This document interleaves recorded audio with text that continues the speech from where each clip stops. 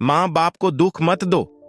अगर आप अपने माँ बाप से सच्चा प्यार करते हो ना, तो इस 5 मिनट की कहानी को पूरा जरूर देखना। और अगर अंदर से एक आवाज आई तो यह कहानी अपने उन कमीने दोस्तों को जरूर शेयर कर देना। माँ बाप को दुख मत दो। जो जिद करते हैं खुद से अपनी सफलता के लिए नहीं, अपने माँ बाप से अपने शौक पूरे करने के लिए। एक लड़के ने अपने पिता से कहा, पापा मुझे नया मोबाइल चाहिए। पिता ने कहा, बेटा अभी कुछ वक्त रुक जा, फिर तुझे एक नया मोबाइल दिला दूंगा। बेटे ने कहा, आपके पास मेरे लिए कभी पैसे नहीं होते हैं, मेरे सब दोस्त अच्छे रहते हैं, किसी के पास कोई कमी नहीं है, केवल मेरे पास ही हर चीज की कमी होती है। अब आप बच्चे पैदा करना बेहद आसान है, लेकिन उन्हें पालना बेहद मुश्किल। जब आप मेरी जरूरत पूरी कर ही नहीं सकते तो क्या मतलब इस घर में रुकने का? मैं घर छोड़कर जा रहा हूं। बेटा रुक जा, मेरी बात तो सुन, हम तुझे दिला देंगे। माता और पिता ने बेटे को रोकने और समझने की काफी कोशिश की, लेकिन वो नहीं रुक। गुस्से में उसने बैग पैक किया और घर से निकल पड़ा। लेकिन घर से निकलते वक्त गलती से उसने अपने पिता की डायरी अपने बैग में डाल ली। पिता की आदत थी कि वह हमेशा डायरी लिखा करते थे और उनकी डायरी को छूने की परमिशन किसी को भी नहीं थी। लड़का घर से काफी दूर आ गया और थक कर बैठ गया। जब उसने वो डायरी देखा तो उसने सोचा, आखिर मिल ही गया।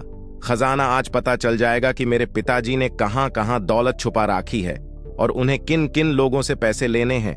और सरा का सरा लेखा झुका, आज मुझे मिल जाएगा। बेटे को लगा इस डायरी में पिताजी की सारी लेन देन का हिसाब होगा।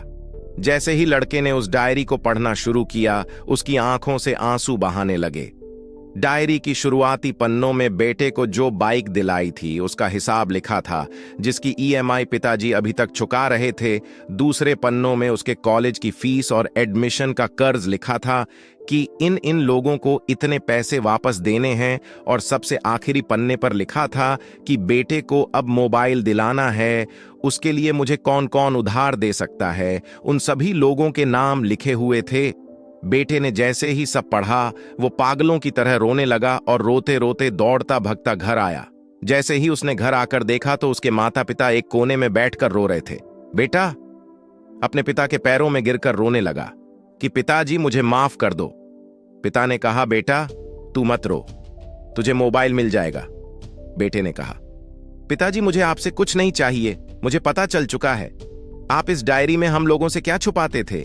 मैं अब आपको कोई कम नहीं करने दूंगा, मैं मेहनत करके सब कुछ ठीक करूंगा। यह सुनकर पिताजी ने बेटे को गले से लगा लिया।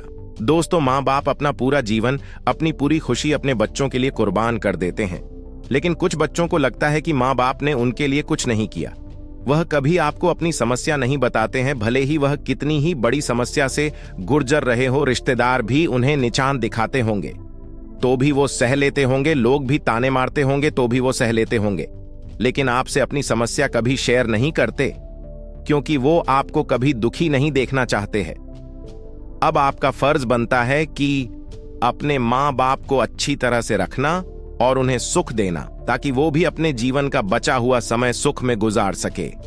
यदि आप अभी भी नींद में सोए हो तो आप जग जाइए और अपने शौक पूरे करने पर नहीं, अपना करियर बनाने पर ध्यान दीजिए। क्योंकि अगर आप अपने माँ बाप के रहते कुछ नहीं कर पाए तो बाद में आप सोने का महल भी बना लोगे ना, उसमें भी आपको नींद नहीं आएगी। अपने जीवन में कुछ बेहतर कर लीजिए ताकि आपके माता पिता को उम्र होने के बाद भी काम ना करना पड़े। अगर यह वीडियो अच्छी लगी तो इसे सभी दोस्तों के साथ शेयर कीजिए और अगर अभी तक लाइक नहीं किए हैं तो जरूर कीजिए। शुक्रिया दोस्तों, मिलते हैं नेक्स्ट वीडियो में।